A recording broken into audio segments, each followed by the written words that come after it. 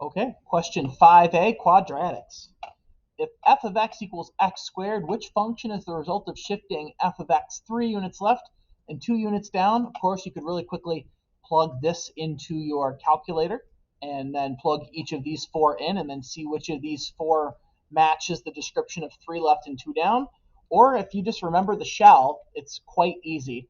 So your function shell, for any of them, I'm going to write here, f of x equals blank x blank parenthesis. We'll use the quadratic squared blank. And then depending on where you put numbers inside the shell, it's going to affect it. So in the front, we have your vertical. It's always going to be vertical. Your vertical shrink,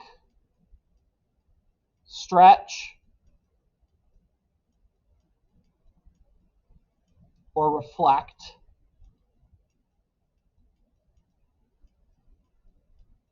And the reflection just happens if you see a negative show up in the front. Depending on the number, if it's bigger than 1, it's going to stretch it. Like if it was 3x squared, 4x squared, 5x squared, it's going to stretch it, stretch it, stretch it. If it's less than 1, like a decimal or a fraction, like 0.5 is going to stretch it.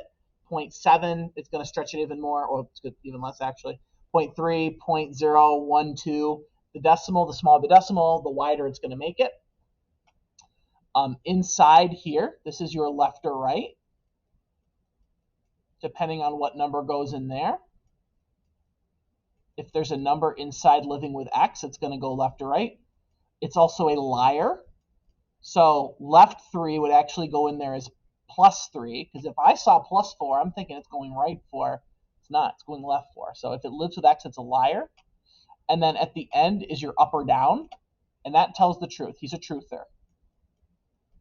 So if it says plus 4 at the end, it means up 4. If it says minus 7, it's down 7 at the end, okay? So this is the shell, and that's for any function, not just quadratic. So if it's absolute value or third degree or square root, it behaves the same way. So back to the instruction, it said 3 units left, so that's going to be minus 3, or excuse me, after that whole thing, plus 3. 3 units left to be plus 3 because it's a liar, and 2 units down is going to be a minus 2, and then we try and look at which shell has all those conditions.